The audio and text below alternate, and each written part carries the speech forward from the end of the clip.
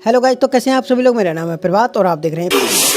कहानी की शुरुआत में हम देखते हैं कि एक कपल निको एंड निया जो अपने देश से छुपते हुए इलीगल तरीके से देश को छोड़कर जाते हैं।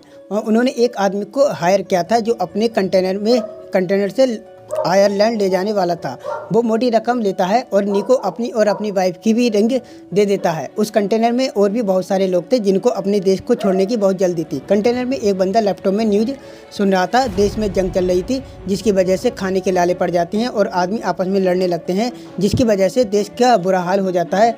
जब कुछ सही नहीं हो रहा था तब गवर्नमेंट ये आदेश जारी कर देती है कि गरीबों को मार दिया जाए, बच्चे बूढ़े और जवान को सभी को जान से मार दिया जाए। और निको जल्दी से देश को छोड़कर जा रहे थे।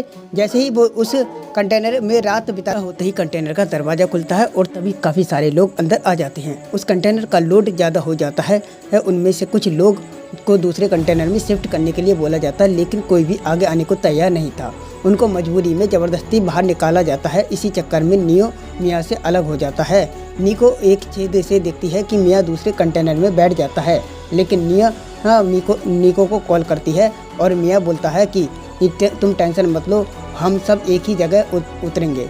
और कुछ देर बाद ऑफिसर कंटेनर को रोकते हैं, लेकिन वो सारे के सारे एक कंटेनर में एक चैम्बर में दुबक जाते हैं। लेकिन वो अपनी बातों में फंसा देता है, जिससे एक लड़की बाहर आ जाती है और वो सभी को शूट कर देता है। लेकिन मिया एक बॉक्स के ऊपर चढ़ जाती है, जिससे वो बच जाती है। लाशों को बाहर फेंक जाते हैं और मिया उस कंटेनर में अकेली रह जाती है। जब कंटेनर का दरवाज़ा बंद हो जाता है तो मिया को मैसेज भेजती है और छुप कर रहने के लिए बोलती है।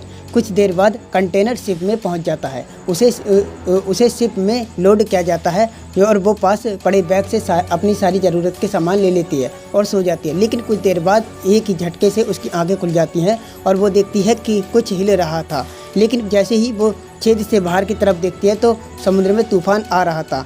सारे कंटेनर लूज हो चुके थे और एक दूसरे से टकराने लगे थे। मिया को कुछ आदमी बाहर दिखाई देते हैं जो उन कंटेनर को ठीक कर रहे थे। वो बाहर आवाज़ लगाती है, लेकिन उसकी आवाज़ उन तक नहीं पहुंच पाती है। कुछ ही देर बाद उसका कंटेनर भी बाहर गिर जाता है और टकराता है और उसका सर कंटेनर से टकराता है और वो बेहोश हो जाता है। कुछ देर बाद जब उसको होश आता है तो उसको पता लगता है कि कंटेनर में पानी आ गया है। वो पानी उस कंटेनर में छेद थे उनसे आता है।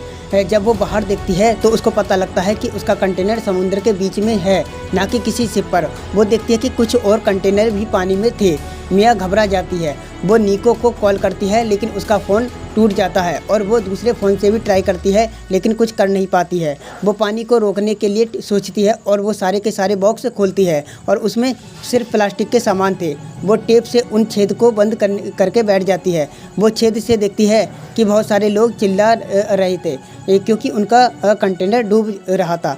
ये वही कंटेनर था जिसमें नियो बैठा था। वो ये देखकर डर जाती है। वो कंटेनर डूब जाता है। उसको लगता है कि नियो मर गया है और वो दुखी हो जाती है और वो खुद को मारने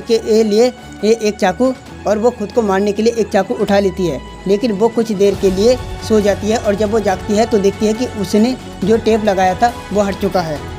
और नेक्स्ट पार्ट इसी चैनल पर मिलेगा आपको। और ऐसी ही वीडियो देखने के लिए चैनल को सब्सक्राइब करें। Thank you.